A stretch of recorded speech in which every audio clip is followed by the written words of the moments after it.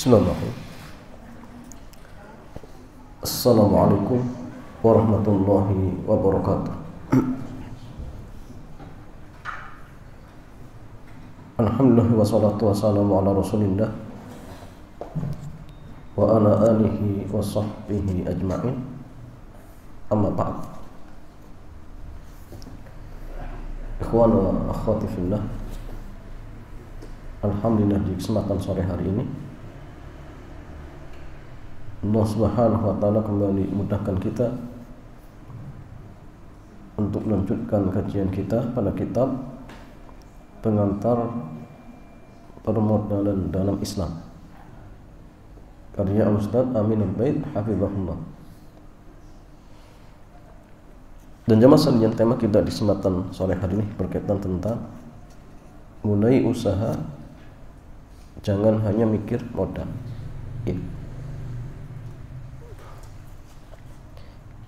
Ikhwan wa akhwati fillah, di antara akidah Ahlussunnah, semua kita yakin ya, bahwa jatah rezeki itu sudah Allah catat. Bahkan 50.000 tahun sebelum Allah menciptakan langit dan bumi, seluruh takdir itu sudah dicatat oleh Allah Azza wa Jalla. Jadi artinya masalahnya, kita mau usaha apapun, maka semua usaha yang kita lakukan tidak mungkin terlepas dari apa yang sudah Allah catatkan. Gak mungkin ya, ya.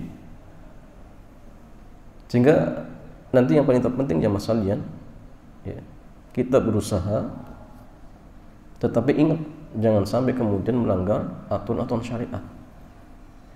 Jadi paling penting. Kenapa? Karena semua sudah Allah takdirkan. Kaya miskin sudah Allah takdirkan. Tapi ingat semua itu sekali lagi butuh sebab. Maka kenapa ya Rasulullah SAW memintakan kita untuk usaha, kemudian untuk mencari istilahnya usaha yang terbaik ya, atau pekerjaan yang terbaik. Bahkan semua itu sudah catatkan, sudah Allah tentukan. Maka semua ini menunjukkan bahwasanya memang sesuatu yang Allah takdirkan itu harus ada apa? Sebab dan akibatnya. Seperti orang yang sakit ya, sembuh itu sudah Allah takdirkan. Tetapi Allah Azza wa Jalla akan mentakdirkan kesembuhan itu melalui apa? Proses. Dan kita disuruh untuk melewati proses-proses tersebut. Tapi ingat ya mas kalian, yang terpenting buat kita jangan sampai kemudian mencari proses-proses yang diharamkan. Jadi tetap ya lurus di atas garis-garis yang Allah sudah tentukan untuk kita sekalian. Ya boleh kita mengatakan, di antara upaya Nabi Shallallahu Alaihi Wasallam untuk menguatkan persaudaraan sesama Muslim adalah dengan persaudaraan atau mempersaudarakan antara Muhajirin dan Ansar, yang sering diistilahkan dengan al-mu'akhah. Ya. Jadi ketika orang-orang Mekah hijrah ke Madinah, maka di antara pertama kali yang Nabi lakukan mempersaudarakan mereka. Tapi jemaah sekalian, apakah hal seperti ini masih berlaku? Dalam artian ada seseorang kemudian dipersaudarakan yang akhirnya menjadikan orang yang tadi ajnabi menjadi apa? Kerabat. Boleh tidak? Wanita asing dengan laki-laki asing dipersaudarakan. Boleh tidak? Boleh. Jawabannya nggak boleh. Kenapa? Karena konsekuensinya apa? Ya namanya saudara berarti boleh berduaan, ya. Kemudian nggak boleh nikah, padahal ya aslinya boleh. Sehingga nanti banyak unsur yang atau aturan yang dilanggar, termasuk mengharamkan sesuatu yang dihalalkan. yang aslinya boleh nikah kemudian jadi tidak diperbolehkan. Ya. Begitu saja masalah di antara sisi yang lain, khawatir termasuk bentuk menasabkan seseorang yang bukan nasabnya. Ya, karena tidak boleh jemaah bernasab kepada seseorang yang bukan nasabnya, itu tidak boleh. Dan mengatakan apa? Man intasaba ila ghairi abihi wa tawanna ila ghairi mawalihi fa alaihi laknatullahi wan malaikati wan nasi ajmain. Jadi barang siapa yang menasabkan kepada yang bukan bapaknya, berwali kepada yang bukan walinya, maka baginya laknat Allah, laknat para malaikat, dan laknat seluruh manusia. Itu konsekuensinya jemaah. Maka tidak boleh ya ketika misalkan ada seorang dia tidak punya anak, kemudian mengadopsi anak, di akte kemudian dipinkan kepada bapak angkatnya, boleh tidak jemaah? Tidak boleh, karena laknat jemaah. Ya. Kalau di antara dampak buruknya apa?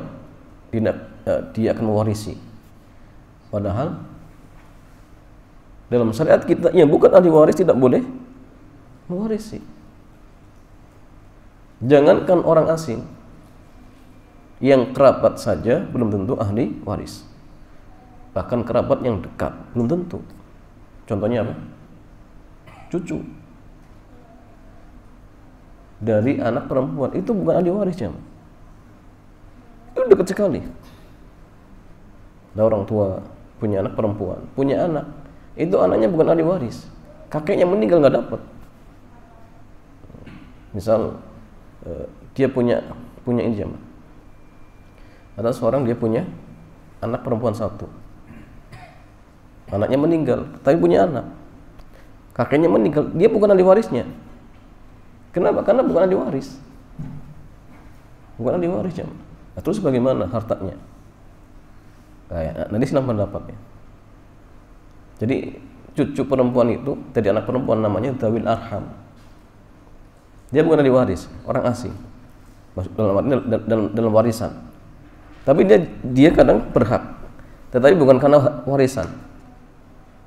Statusnya ya mungkin hanya hadiah ataupun pemberian saja, karena bukan ahli waris. Apalagi orang asing. Ya. Diaku anak kemudian pas warisan ikut dapat bagian, ini nggak boleh jemaah. Ya, kalau kemudian dia mengambil, berarti mengambil hak orang lain. Ya, kalau kemudian dimakan, naudzubillah jemaah. Ya, kemudian di antara cara Nabi SAW dalam melakukan at-ta'akhi, ya, mempersaudarakan, adalah dengan melihat latar belakang masing-masing sahabat. Ya. Kuatnya ikatan iman sampai para kaum Ansor menawarkan siap berbagi dengan sahabat Muhajirin. Insyaallah. Jadi kalau mau hartanya dibagi dua. Sampai seperti itu jemaah. Ya. Bahkan ada yang menawari apa? Istrinya. Dalam artian kalau mau ya diceraikan kemudian silakan dinikahi. Sampai seperti itu. Ya. Tapi masya Allah sikap ya orang-orang Muhajirin pun luar biasa. Ya. Jadi diberikan banyak kesempatan-kesempatan baik, justru mereka juga tidak mau berpangku tangan, tidak mau bersandar. Nah, ini nanti pelajarannya penting untuk kita petik jamaah sekalian. Ya, Abu Hurairah radhiyallahu taala anhu menceritakan bahwa ketika orang Ansar dipersaudarakan dengan Muhajirin, masyarakat Ansar menyampaikan kepada Nabi, "Iksim bainana wa baina ikhwanina an-nakhil." Qal la. Wa qalu taqfuna al-mauna wa nushrikukum fi ats-tsamarah. Qalu sami'na wa ata'na. Ya. Jadi orang Ansar mengatakan kepada Rasulullah SAW, "Iksim bainana." Silahkan Anda bagi kebun kurma kami dengan kawan-kawan kami Muhajirin. Ya, jadi silakan kepada Nabi, silakan wahai Rasul, kami punya kebun kurma, bagi saja antara kami dengan mereka. Maka dia mengatakan tidak. Maka orang Ansar lagi menawarkan, kalau begitu ya, kalian cukupi kebutuhan pengelolaan kebun kami, nanti kami lipatkan kalian ya untuk bagi hasil buahnya. Ya sudah, kalau tidak seperti ini, bagaimana kalau kemudian mereka ikut terlibat, ya, atau mungkin ngasih modal dan sebagainya.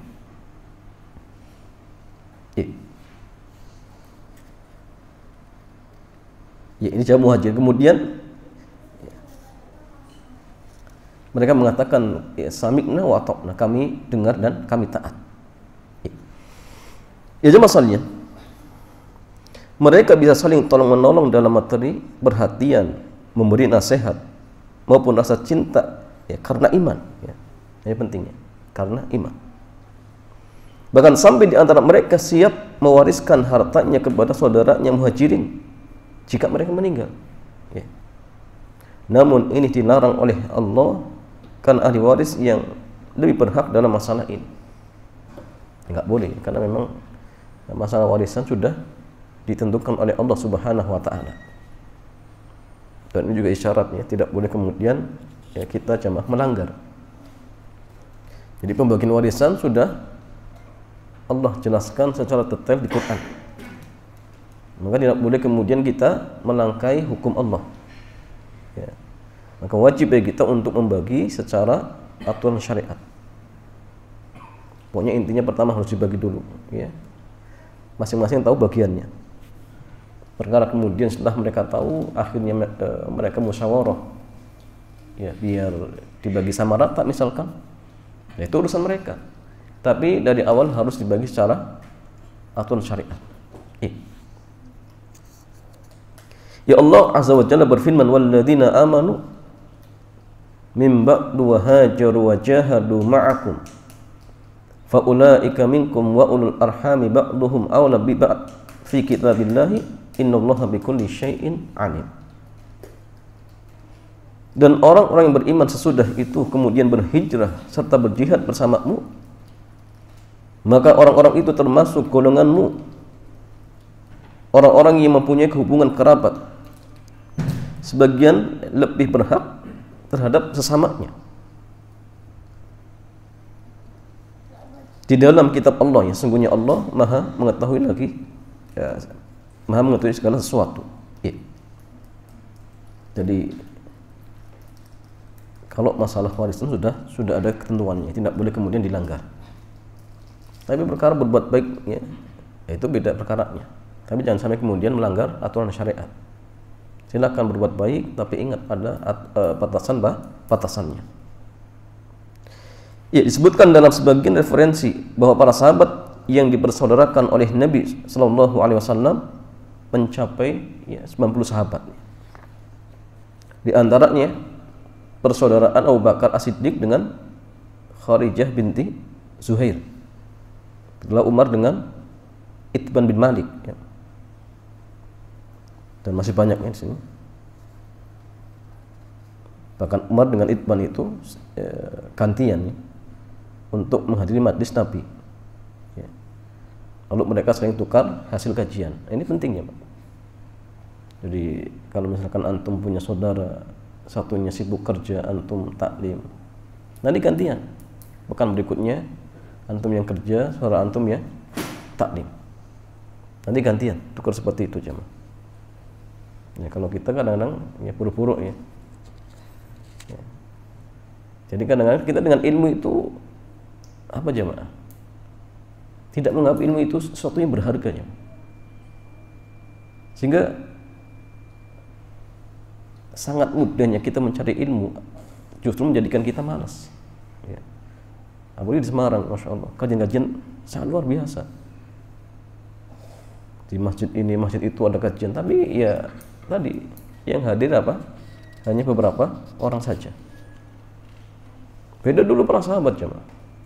Mereka kadang-kadang dalam rangka untuk mencari ilmu sampai menempuh mungkin ratusan kilometer. Nah, kalau kita hanya berapa? Ya, berapa kilometer pun, ya, ada kendaraan. Maka, ya, berkahnya ilmu kita itu dengan mereka jauh jamaah, jauh. Ya. Bahkan ya kadang-kadang apa? Ya kita sendiri tahu tapi ya nggak mau hadir, malas. Ya. Maka harus dirubah jamaah, harus dirubah. Ya. Khawatir termasuk bentuk kufur nikmat. Ya, khawatir termasuk bentuk kufur nikmat. Ya. Begitu pula Talhah bin Ubaidillah dengan Ka'ab bin Malik. Ya. Kemudian Abu Ubaidah ya, bin Jarrah dengan Mu'ad bin Jabal. Zubair bin Awam dengan Salamah bin Waqsi. Ya. Begitu Salman Al-Farisi dengan Abu Darda. Ya. Begitu pula antara Abdurrahman bin Auf dengan Sa'ad bin Rabi radhiyallahu ta'ala anhuma. Jadi tatkala Abdurrahman hijrah ke Madinah, beliau dipersaudarakan dengan Sa'ad bin Ar-Rabi. Semangat persaudaraan Sa'ad bin Ar-Rabi dengan Abdurrahman sampai membuat beliau menawarkan separuh harta dan istrinya kepada Abdurrahman, insyaallah. Akan tetapi Abdurrahman menolak dan berkata, "Barakallahu laka fi ahlik wa malika dullani ala suq." Ya. Semoga Allah memberkahi keluarga dan harta kekayaanmu. Tunjukkan saja letak ya pasar kepadaku. Nah, jadi ya tidak mau berpangku tangan. Ya kalau kita apa? Oh ini masya Allah separuh hartanya. Ya, kalau hartanya 3M berarti 1,5M. Cuma-cuma. Tapi masya Allah Abdurrahman bin Auf tidak seperti itu. Justru meminta apa? Tunjukkan pasar saja. Untuk usaha ya. Jadi tidak mau berpangku tangan. Ya. Ketika Abdurrahman pulang ke rumah, dia telah berhasil membawa pulang keuntungan berupa keju dan minyak samin. Tidak selang berapa lama, Abdurrahman menikahi wanita Ansor dengan mas kawin berupa emas sebesar biji kurma. Nah, masya Allah jemaah. Karena usaha, karena kemampuan. Ya. Terlepas dari kondisi itu, ada sebuah pelajaran yang sangat luar biasa yang diajarkan masyarakat muhajirin kepada kita, bahwa masyarakat muhajirin lebih memilih untuk menjadi mukmin yang mandiri dan tidak menggantungkan diri kepada tawaran orang lain. Ini juga penting ya. Seorang itu semakin bersandar kepada makhluk, Allah akan semakin berlepas diri ya. Maka bersandar kepada Allah, jangan bersandar kepada makhluk. Ini paling penting. Dan orang yang bersandar kepada makhluk banyak kecewanya daripada apa? Untungnya.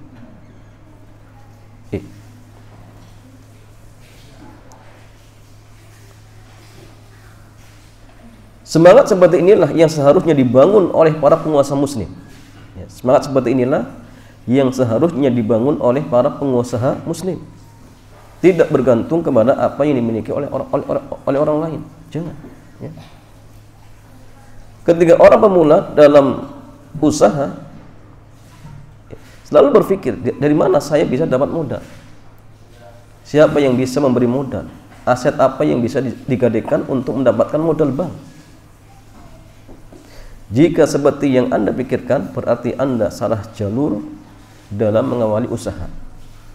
Karena Anda di posisi terlalu bergantung dengan dana dari orang lain. Nah, ini keliru. Yang lebih tepat, ketika Anda berpikir, usaha apa yang bisa saya kembangkan, skill bisnis apa yang bisa saya tawarkan, sehingga orang lain tertarik untuk bergabung dengan usaha saya. Dengan prinsip semacam ini, Anda bisa menjadi orang yang lebih mandiri. Pemodal yang butuh Anda dan bukan Anda yang butuh pemodal. Ini paling penting. Maka ya, kalau bisa kita punya keahlian, itu paling penting jemaah.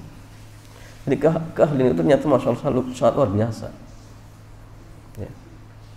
Bahkan ketika Allah Azza wa Jalla ya, berbicara tentang apa?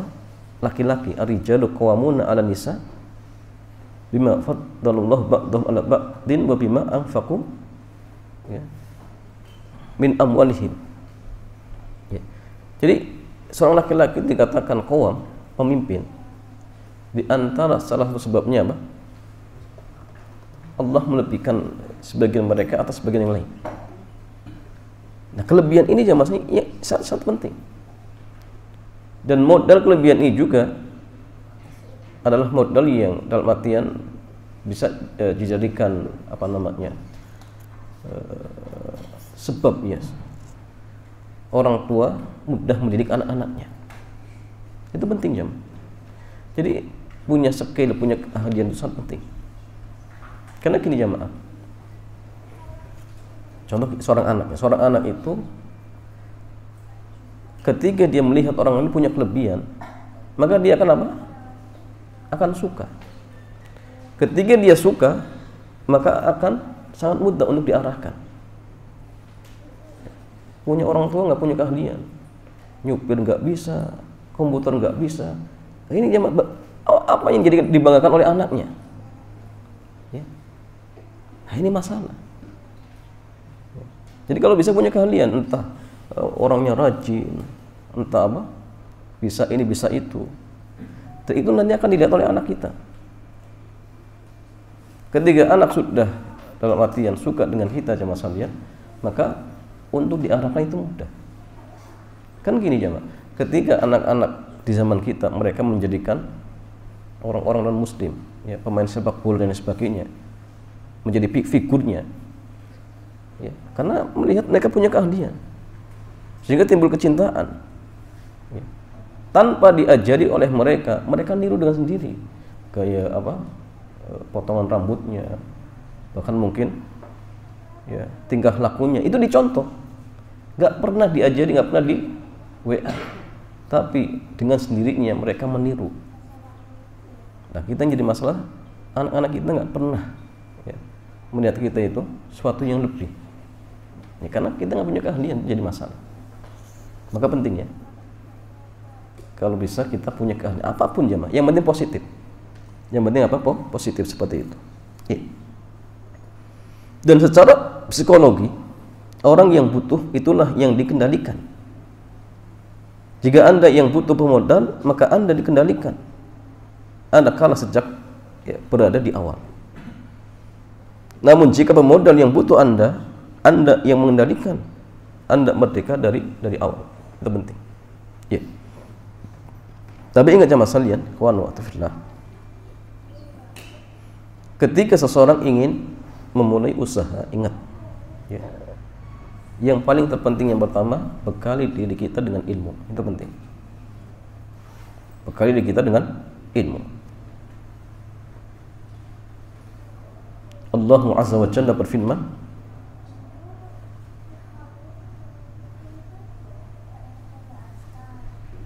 wala taqfu ma laysa laka bihi ilm inna sam'a wal basara wal fu'ada kullu ulaika kana anhu mas'ula. Dan janganlah kamu mengikuti apa yang kamu tidak mempunyai pengetahuan tentangnya, ya.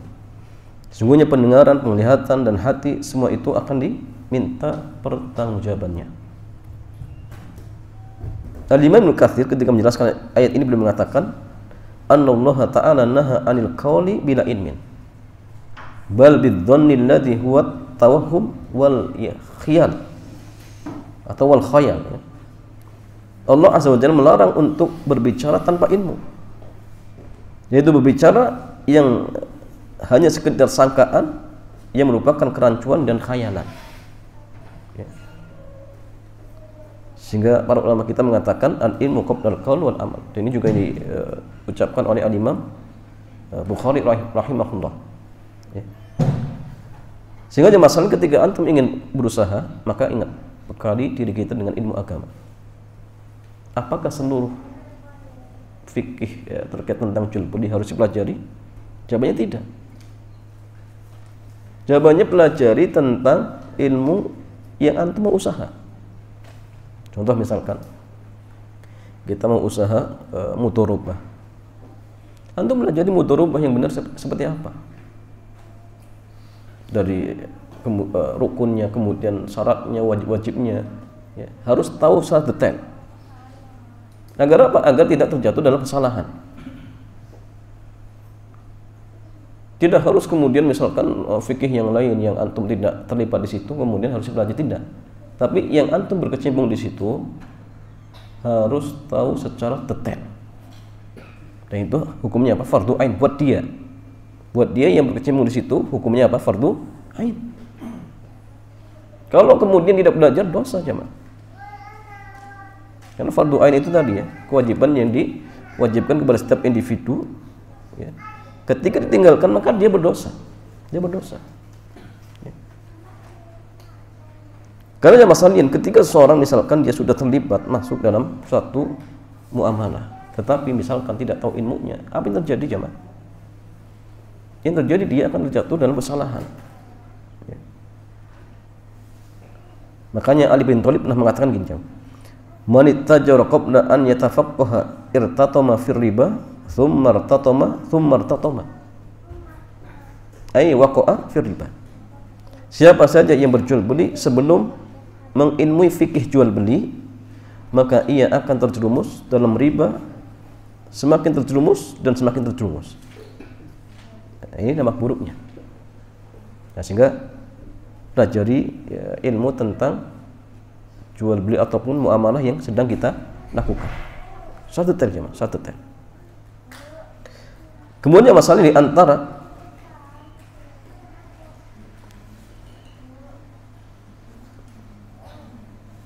kiat yang lain ya. Dalam sebuah hadis yang diriwayatkan oleh Al-Imam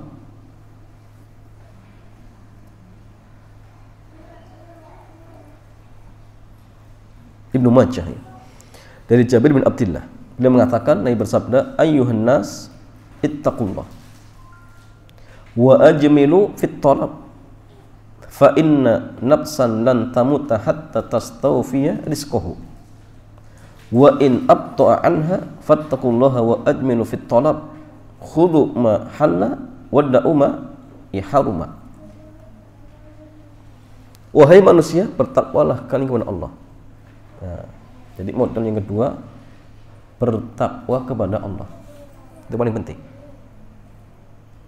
Allahu azza wa jalla berfirman, "Wa may yattaqillaha yaj'al lahu makhraja." Barang siapa yang bertakwa kepada Allah, maka Allah akan memberikan solusi dari berbagai permasalahannya. Wa yarzuqhu min haitsu la yahtasib, dan Allah akan memberikan rezeki dari arah yang tidak diduga-duga.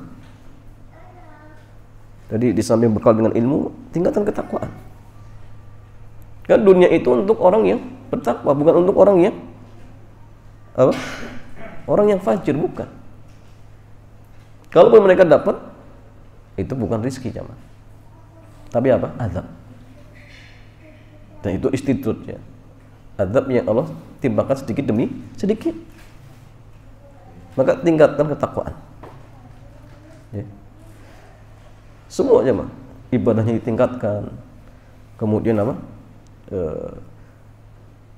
Ibadah-ibadah yang sunnah juga kalau bisa ditingkatkan, karena kesolehan itu akan menjadi sebab Allah membuka rezeki kita. Itu penting ya. Jadi yang kedua apa? Tingkatkan ketakwaan kita kepada Allah Subhanahu wa ta'ala. Kemudian yang masalahnya wa ajmilu fit talab, perbaiki cara dalam mencari rezeki. Ya. Artinya apa jemaah? Silakan antum berbisnis. Dalam bab muamalah itu apa? Apa jemaah? Al aslu fil muamalati al ibahatu. Jadi hukum asal di dalam masalah muamalah itu boleh. Boleh jemaah.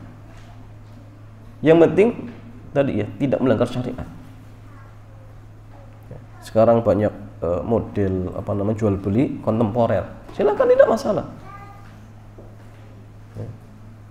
Jadi apa namanya, reseller atau mungkin jadi calo dan sebagainya, tidak masalah.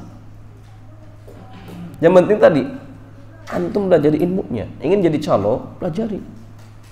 Ingin jadi reseller, pelajari. Bagaimana sistemnya? Kira-kira ada yang melanggar syariat, tidak? Nah, itu kewajiban kita jemaah. Dan kemudian antum sudah masuk, setelah itu baru tanya, oh ternyata banyak pelanggarannya, ini haram, ini nggak boleh. Ini kan masalah cuma. Ya. Jadi tugas kita itu sekedar berusaha kemudian jangan melanggar syariat. Karena rezeki sudah Allah tentukan jemaah.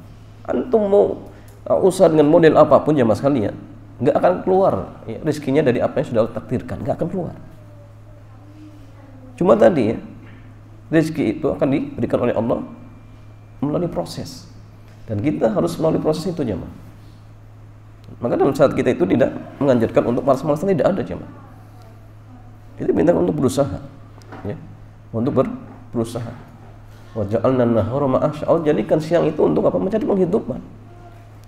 Siang itu bukan malah justru untuk apa? Malas-malasan, untuk tidur-tiduran, bukan. Mencari penghidupan. Wala tansa nasibaka minad dunya. Jangan lupa bagianmu di dunia itu ada. Bagaimana cara cari? Tapi ingat, ya, cari dengan sesuatu yang tidak melanggar syariat, dan silakan perbaiki dengan model yang paling terbaik. Nah, kita punya akal jamaah, bisa berbisnis, bisa tahu mana waktu-waktu yang mungkin untuk usaha ini cocok, dan jangan monoton, ya, tidak masalah buat inovasi baru, yang penting jangan melanggar syariat. Ya. Makanya ketika Rasulullah pernah menyarankan kepada sahabat di Madinah, ya, untuk apa jemaah sekalian? Untuk tidak mengawinkan kurma. Ternyata keliru jemaah. Apa yang Nabi katakan gitu jemaah? Antum a'lam bi umuri dunyakum. Kalian lebih tahu dengan perkara dunia kalian. Sehingga artinya dalam perkara dunia itu silakan bebas. Yang penting jangan melanggar syariat. Ini paling penting. Ya. Jadi YouTuber boleh tidak cuma?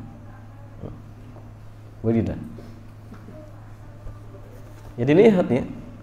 Dilihat apa kontennya, kemudian antum dapat uang dari mana. Itu penting dipelajari. Ya. Jangan melihat apa? Yang penting dapat uangnya. Lihat ada pelanggaran atau tidaknya. Kalau pelanggarannya ya jangan. Cari yang lain.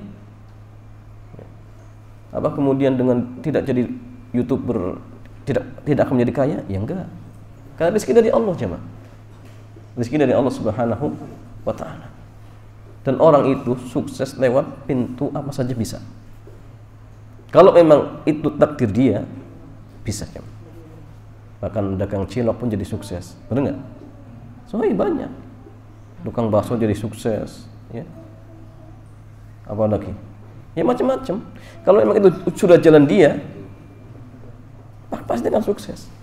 Makanya gini, kalau cari kerja itu kalau bisa gini, kita menikmati. Satu menikmati, yang kedua ibadah tidak tertinggal. Sudah. Kalau memang itu jalannya, pasti akan sukses. Kenapa? Ya tadi kembali ke awal tadi. Kaya miskin sudah Allah takdirkan. Kaya miskin sudah Allah takdirkan. Tetap kita berproses. Harus usaha, tapi tidak boleh kemudian berpangku tangan. Dan itu nggak boleh jemaah. Dalam syariat Islam dilarang, tidak boleh berpangku tangan. Tetap usaha. Tapi prinsipnya tadi ya, kalau bisa kita nyaman, kemudian ibadah juga tenang. Ya, silakan ya, diseriusi, ya, kemudian diperbaiki bagaimana caranya, misalkan, ya, tidak masalah. Untuk buka cabang, misalkan. Ya. Kalau memang itu jalannya antum jamaah, pasti akan sukses di situ, pasti. Jadi jangan sampai kemudian sukses itu ya lewat tadi ya YouTuber. Belum tentu YouTuber banyak yang miskin. Ya. Ada yang ketipu dan sebagainya.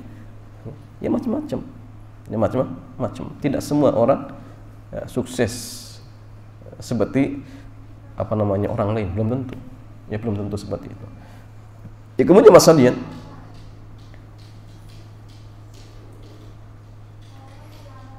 fa inna nafsa lan tamuta hatta tastawfiya rizqaha. Ya. Sungguh seorang jiwa itu tidak akan mati sampai Allah mencukupkan semua rezekinya. Nah, ini hiburannya. Artinya apa? Kalau memang jatah rezeki kita masih ada, kita tidak akan mati. Ya, sampai memang Allah memberikan semua jatah rezeki kita. Maka jangan stres, santai saja. Ya. Tidak akan mati jemaah. Kalau ada jadi jatah rezeki antum pasti akan diberikan oleh Allah. Ya. Wa in aqta'a anha fattaqullaha wa ajmilu fit talab. Tapi jika Anda sedang merasa rezekinya sedang lambat, maka ingat, ya,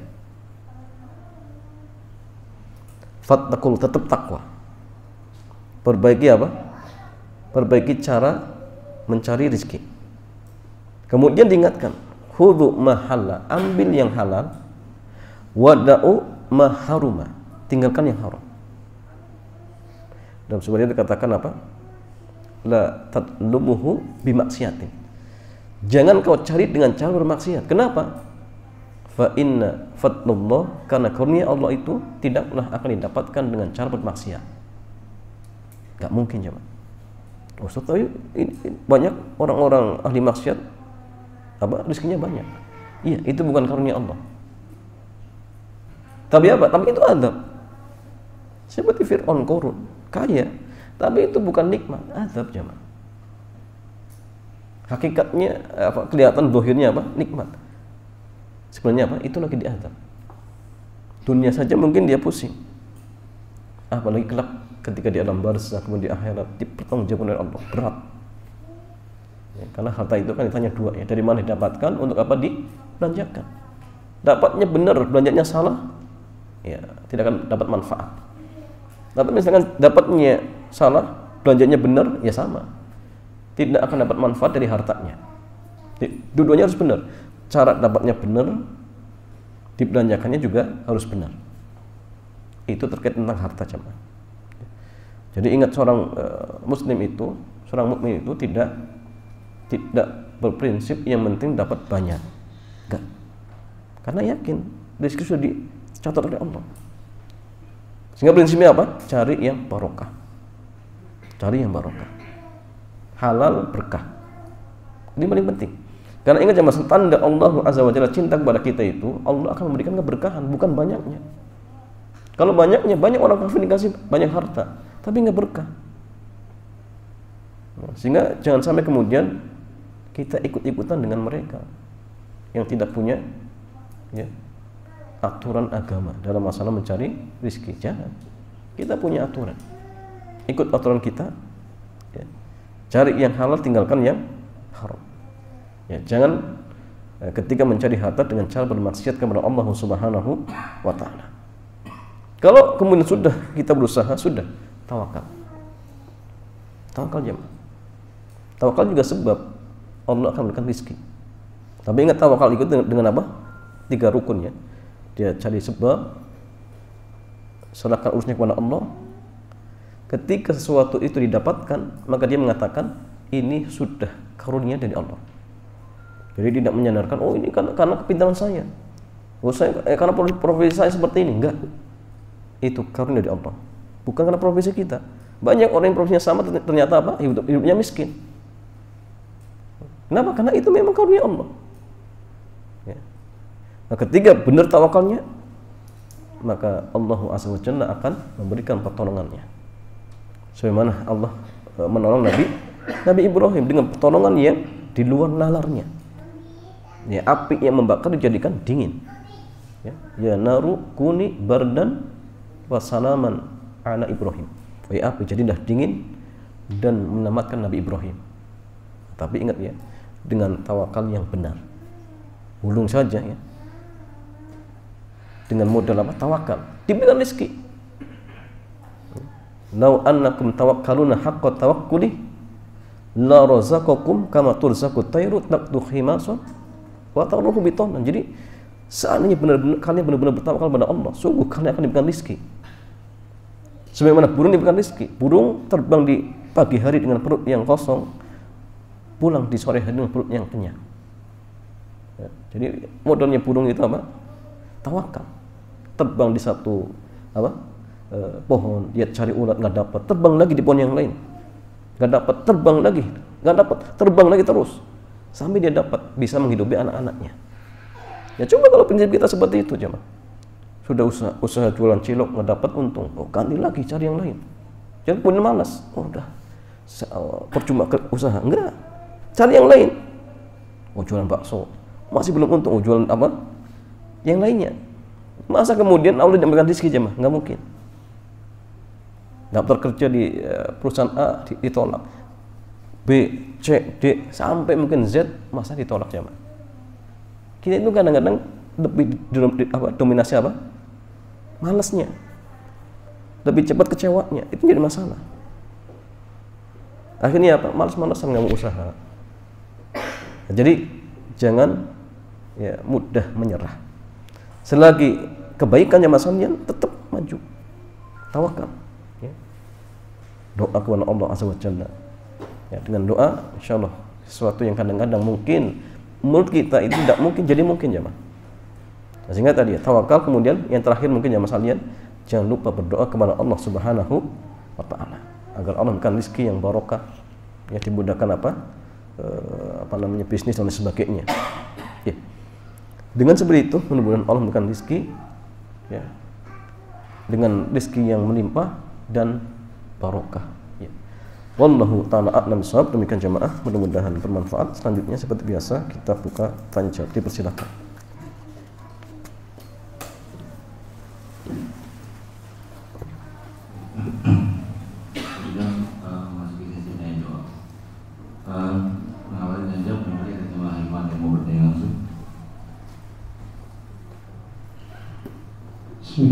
Assalamualaikum warahmatullahi wabarakatuh. Waalaikumsalam warahmatullahi wabarakatuh. Mohon izin bertanya Ustaz terkait jual beli dengan pembayaran tempo. Artinya bukan ada barang, ada uang, tetapi ketika kita menyerahkan barang, pembayarannya kurang lebih 2 minggu kemudian. Model jual beli seperti ini pun terjadi di PT Antam. Jadi ketika kita menyerahkan emas yang kita mau jual dan PT Antam akan memberikan ke kita itu 2 minggu kemudian. Uangnya? Iya, uangnya. Uangnya. Jadi emasnya ya. Dikasih kontan? Iya, nanti ada bukti penerima bukti bahwa kita menyerahkan barang itu, kemudian uang nanti akan masuk ke rekening kita 2 minggu kemudian. Oh, nah. Itu uang penjelasan. Nah. Ya. Ya, jamaah sekalian, jual beli emas dengan uang, maka syaratnya cuma satu, harus apa? Kontan. Nominal tidak sama, tidak harus sama, tetapi harus kontan. Ya.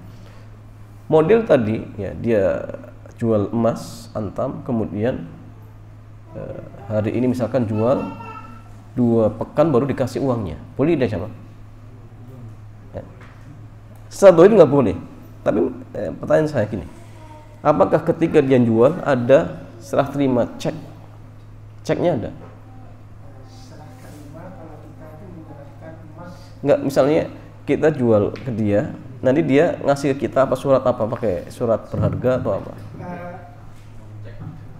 Kalau nominalnya kan memang sudah kita sudah tahu bahwa harga emas saat ini itu sekian. Nah, di cek itu tertulis bahwa kita menyerahkan 10 gram dan nanti kita sudah tahu bahwa 10 gram itu ya jumlahnya berapa, kami sudah tahu. Ya, terus dia dari menurut mereka itu karena memang sistemnya seperti itu, ya. Karena ada sistem yang harus dilalui sehingga dana itu akan masuk ke rekening kita 2 minggu kemudian. Iya, jadi pertanyaannya gini. Ketika kita menyerahkan uang, apakah dari pihak sana juga menyerahkan mungkin bukti apa, surat apa misalkan? Ya, yang bukti surat yang akan kita itu saja. Iya. Dan surat itu apakah bisa dibelanjakan? Cek kan gini, kalau misalkan contoh kita jual sesuatu kemudian dia bayar pakai cek. Cek ini kan berharga memang. Ada seperti itu tidak? Enggak ada. Berarti kan artinya memang uangnya belum diserahkan. Iya. Apakah dibolehkan? Ya, tidak dibolehkan. Ya, tidak diperbolehkan. Kenapa? Karena salah satunya terlambat. Dan ini jatuhnya kepada riba apa? Riba nasi'ah. Ya. Dan tidak dibolehkan. Ya. Jadi harusnya apa? Kontan. Ya. Kalau nggak kontan tidak boleh seperti itu. Ya. Kecuali memang kapan yang pernah kita bahas itu? Di fikih kontemporer ada memang jual tukar menukar mata uang asing jemaah. Itu memang proses. Contoh kita misalkan kita ingin menukar yen dengan dolar misalkan. Kita mau tidak mau jemaah melewati dua negara. Tukar apa namanya? Yen dulu, kemudian setelah rupiah ke yen, kemudian yen ke dolar. Sehingga memang butuh proses. Kalau ini memang tidak masalah. Memang real. Ya. Apalagi apa? Antara istilahnya waktu di Indonesia dengan sana, jam kerjanya beda. Kita mungkin ukurnya sekarang. Di sana mungkin masih malam dan di sana belum jam kerja. Kalau sebenarnya real tidak masalah. Ya. Jual beli apa mata uang asing dan memang melibatkan dua negara misalkan, itu tidak masalah. Tapi kalau misalkan semuanya di sini ada dolarnya, kemudian besoknya, ini nggak boleh. Ya, kenapa? Karena memang tidak real. Ya. Tapi kalau yang tadi itu memang dibutuhkan seperti itu. Wallahu ta'ala alam. Menyambung yang tadi kan, kalau kita menjual, kita seperti tadi kan ada ada jeda pencairan uang, tapi sistemnya dalam bentuk cek, gitu, masih bisa. Iya, kalau untuk menukar yang masalah satunya dikasih cek, boleh, tidak masalah. Yang penting cek itu memang surat berharga, artinya itu memang apa? Berharga. Itu tidak masalah. Dan itu dianggap apa? Dianggap yad dan biyadin, kontak. Tidak masalah. Ya. Karena cek itu kan bisa dicairkan, saya bisa tidak? Bisa. Meskipun ceknya berlaku mundur ya. Iya, tidak masalah. Yang penting kita sudah terima ceknya, boleh. Tidak masalah. Bedakan gini, bedakan antara surat apa? Kalau kita beli emas itu kan ada suratnya. Itu beda. Karena itu tidak bisa diuangkan.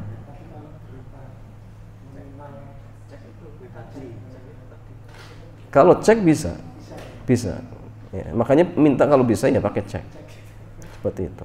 Wallahu a'lam. Kalau yang terjadi di lapangan itu, kalau kita kadang-kadang menjual emas di MPR itu kan, ada kasus dengan menjual emas di MPR yang semua pedagang emas yang di MPR, kadang-kadang dia itu menerima barang kita, kemudian dia itu membawakannya ke bosnya dia, istilahnya bosnya dia pun, dan dia baru menerima uang dari bosnya, tapi mungkin ada istilah kita berarti belum meninggalkan istilahnya, hanya menyetorkan emasnya ke bos dan dia menerima uang dari bos baru serahkan kita. Apakah itu termasuk penundaan?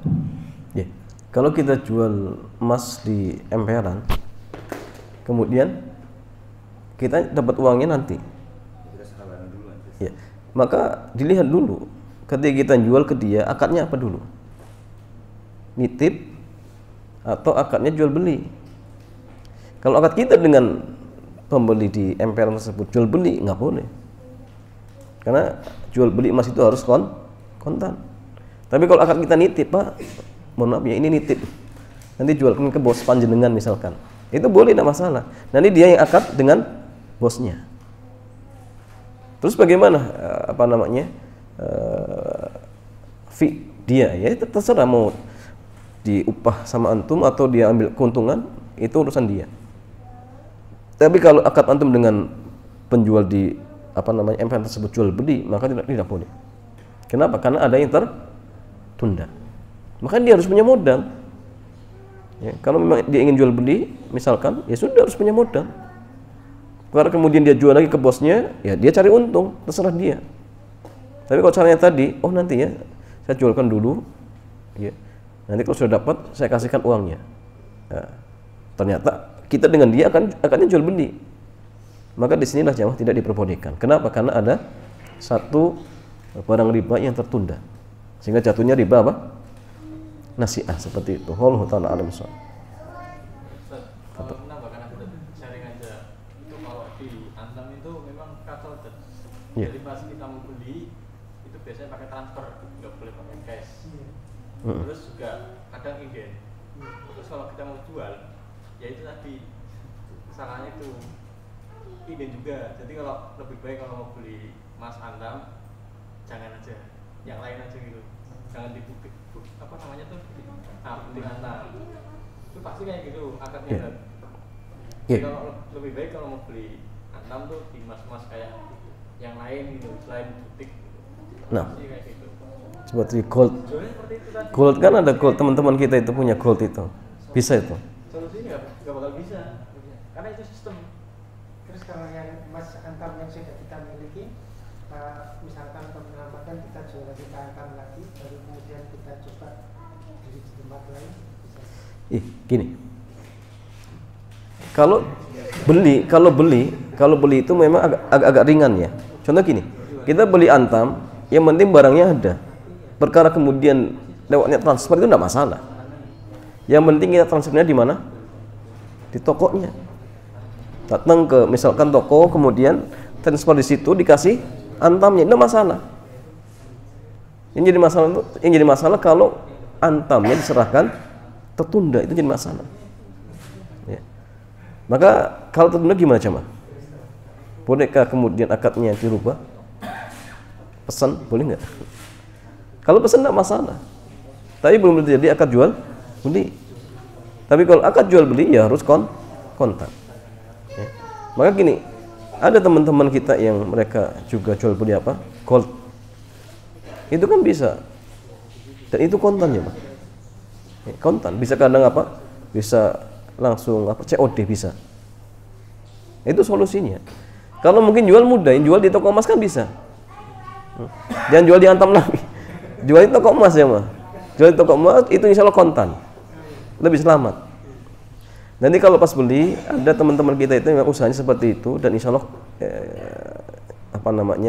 lebih selamat seperti itu. Wallahu ta'ala a'lam bishawab.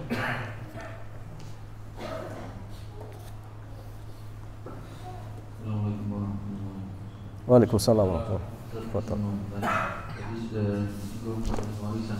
Nah, bagaimana hukumnya warisan anak jika orang tua sudah meninggal?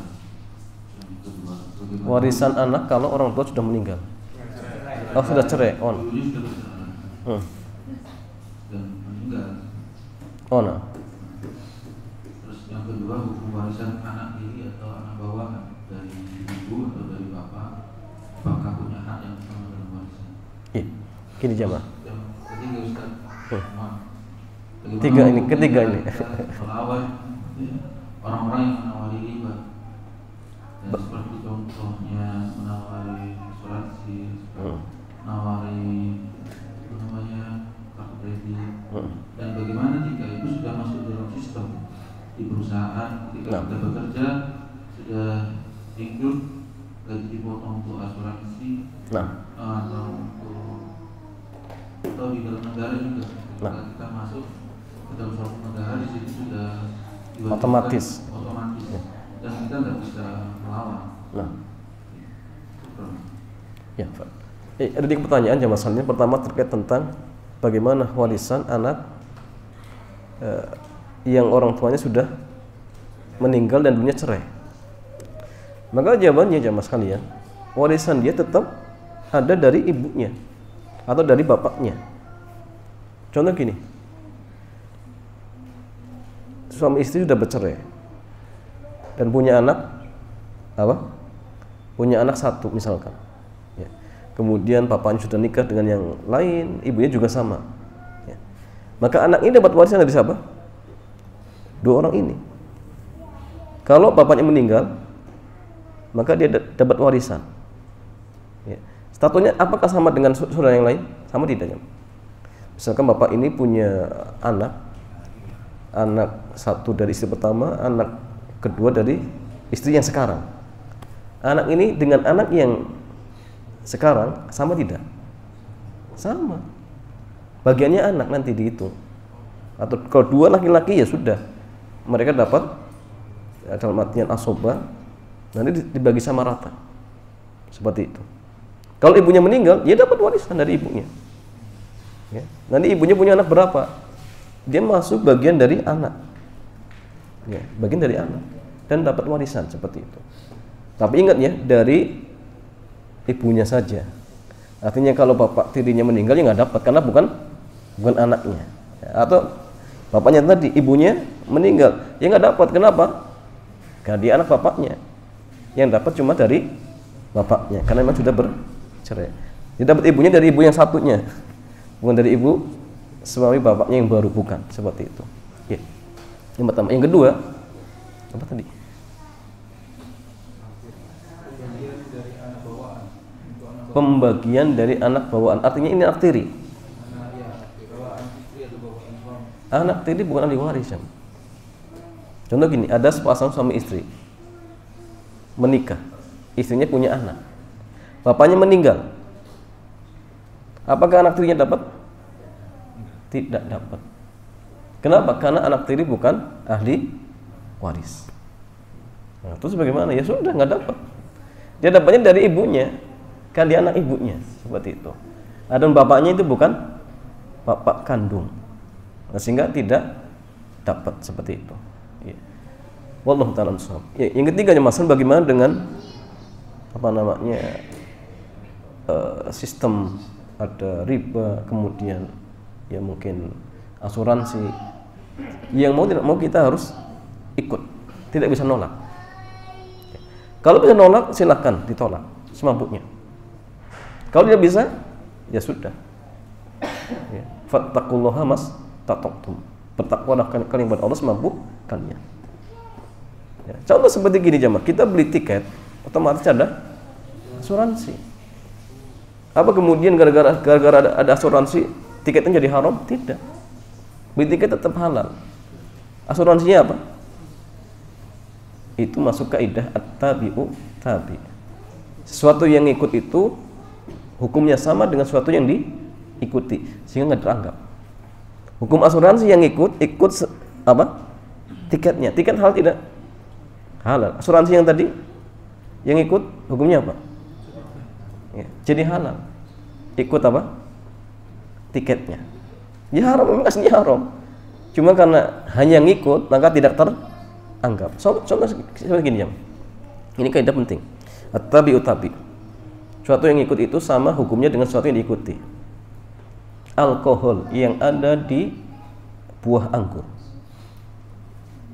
hukumnya halal atau haram? Halal. Tapi itu alkohol ya. Jawabannya at-tabi'u tabi. Jadi alkohol yang terkandung di buah anggur hukumnya sama seperti buah anggur. Karena buah anggur halal maka alkohol itu menjadi halal. Atau alkohol yang ada di tape, ikut buat tape. Tape halal atau haram? Halal. Berarti alkoholnya yang terkandung menjadi halal. Belatung yang ada di buah jambu halal atau haram? Halal. Sahih jemaah. Kenapa? Ikut buah jambu. Tapi ingat jemaah sekalian, campuran ini kalau memang apa? Secara alam, bukan campur tangan manusia. Contoh belatung tadi, memang masuk dengan sendirinya. Kemudian pas makan kemakan, itu halal. Nah, makanya kalau yang suka belatung ya silakan beli jambu yang banyak belatungnya. Tapi kalau sudah diambil, masukkan lagi ya haram. Atau jambu bersih dibolongi masukin belatung, ya tetap haram seperti itu. Contoh misalnya gini, alkohol di buah anggur sudah diperas, dipisahkan, maka hukumnya sudah beda. Alkohol ya haram, buah jambu beda lagi. Kemudian diteteskan di air, tes sama apa? Es buah jambu. Alkoholnya diteteskan sedikit saja. Hal itu haram? Haram. Qaliluhu wa katsiruhu haram. Sedikit dan banyaknya haram. Kenapa? Karena sudah terpisah dan sudah menjadi zat tersendiri, dan kalau sudah terpisah maka hukumnya hukum alkohol. Alkohol sedikit dan banyaknya haram. Kemudian dicampurkan, maka karena campuran di sini ada campur tangan manusia, maka menjadi haram. Ya, jadi tidak berlaku kaidah tadi at-tabi'u tabi seperti itu. Ya, maka sama seperti yang asuransi tadi, kita nggak bisa menghindar misalkan, ya sudah, ya bertanggung kepada Allah semampu kita. Yang itu nanti dimaafkan, selesai, seperti itu. Tapi kalau kita bisa menolak, tolak semampu kita. Ya, wallahu ta'ala a'lam bishawab. Ustaz, untuk yang nomor 2 tadi, ketika kita tidak boleh nggak masuk ke hukum waris anak angkat tadi, apakah kita boleh mengganti dengan hadiah? Boleh, hadiah wasiat boleh. Maka caranya gini, kalau ada seorang misalkan punya anak tiri atau anak angkat, maka silahkan berikan hadiah. Tapi ingat, hadiah itu berlaku ketika langsung diserahkan ketika yang memberi hadiah masih hidup. Tapi kalau hanya surat saja, ini nggak boleh. Kecuali wasiat boleh. oh nanti ya untuk anak angkat saya dikasih bagian sini. Itu cuma apa? Wasiat. Dan wasiat tidak boleh lebih dari sepertiga, itu nggak boleh. Kecuali kalau ahli waris yang lain itu nggak masalah. Cuma misalkan dikasih setengah dari harta saya, ahli waris yang lain itu boleh, nggak masalah. Tapi kalau mereka nggak ridho, maka berhaknya cuma sepertiga, seperti itu. Maka kasih dengan jalur hadiah, hibah, atau dengan wasiat, seperti itu. Nah, sama seperti tadi ya, cucu dari anak perempuan, kan ini kasihan jemaah, masa nggak dapat? Ya. Maka kalau tahu seperti itu ya kasih wasiat atau kasih hadiah, kasih hibah. Nah, biar ya tadi tidak kasihan, masa cucu sendiri kok tidak dapat seperti itu. Ya, wallahu ta'ala alam. Pertanyaan dari Hawan, apa perbedaan antara sedekah dan hadiah? Apa perbedaan sedekah dan hadiah? Ya. Sedekah itu jemaah sekalian, pemberian yang memang unsurnya apa? Mengharap pahala dari Allah. Unsurnya itu saja. Adapun hadiah itu diantara salah satu tujuannya apa? Tahabu, agar saling cinta mencintai. Kalau mazhab Syafi'i, mereka lebih menekan apa? Tergantung di apa? Ijab dan qabul. Maka mereka itu sangat perhatian dengan ijab dan qabul. Ya sudah, kalau ucapannya hibah ya berarti hibah. Kalau ucapannya apa? Sedekah ya sedekah, seperti itu. Tapi memang secara zahir sama. Pemberiannya memang dalam artian apa? Kita tidak berharap balasan. Ya. Memang gini Mas, kalau sedekah jelas ya, kita tidak mendapatkan apa? Tidak berhak atau tidak dalam artian berharap balasan. Tapi kalau hadiah boleh tidak? Kalau hadiah dianjurkan. Ya. Tahabu. Jadi kalau ada orang ngasih hadiah kepada kita, kalau bisa dibalas dengan yang sama. Kalau tidak, ya sudah, doakan. Ya, itu hadiah. Tapi kalau sedekah, ya nggak ada. Kenapa jamaah sekalian? Karena sedekah itu kalau bisa dirahasiakan. Dirahasiakan jamaah. Tapi kalau hadiah yang terbaik apa? Dikasih tahu. Ini hadiah dari saya. Apa tujuannya? Agar dia bisa membalas. Coba kalau antum ngasih hadiah kemudian dirahasiakan, bagaimana dia membalasnya? Makanya gini, kalau antum mau kondangan, ya, pas walimahan, niat antum hadiah, tulis namanya. Pak Wawan, 50.000. Misalkan, tulis, biar dia bisa balas. Tapi kalau niatnya sedekah ya nggak perlu, sudah kosongkan saja. Saya niatnya sedekah. Tapi kalau niatnya hadiah maka ditulis 100.000, 200. Biar apa? Biar dia bisa balas nanti. Ustaz, kau niat ngutangin boleh? Ya boleh saja. Saya utangi kamu ya, nanti bayar. Tapi jangan berharap ribanya seperti itu. Jadi kalau mazhab Syafi'i memang lebih menekan apa? Tergantung ijab qabulnya seperti itu. Tapi dari konsekuensi ya tadi ya, kalau hadiah kalau bisa ditulis agar dia bisa membalas seperti itu. Wallahu ta'ala alam. Dengan hadiah yang disampaikan hadiah waris tadi, apakah besarannya pada anak tadi itu apakah besarannya sama dengan hadiah pada anak kandungnya? Nah, hadiah untuk yang bukan ahli waris apakah harus sama dengan anak asli? Jawabannya tidak, beda. Tapi kalau anak dengan anak harus adil. Ya.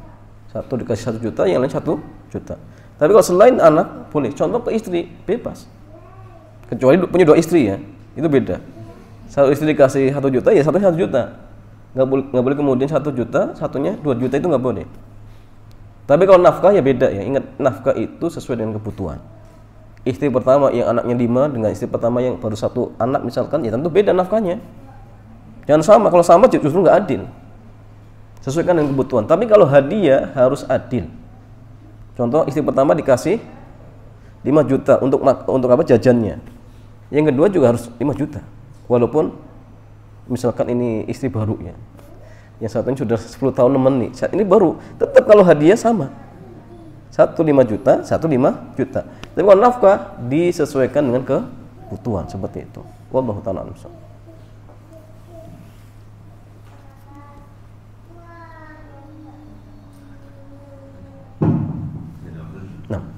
Demikian jemaah sekalian, mudah-mudahan kajian kesempatan sore hari ini bermanfaat. Kita cukupkan. Subhanakallahumma bihamdik, asyhadu an la ilaha illa anta, astaghfiruka wa atubu ilaik. Assalamualaikum warahmatullahi wabarakatuh.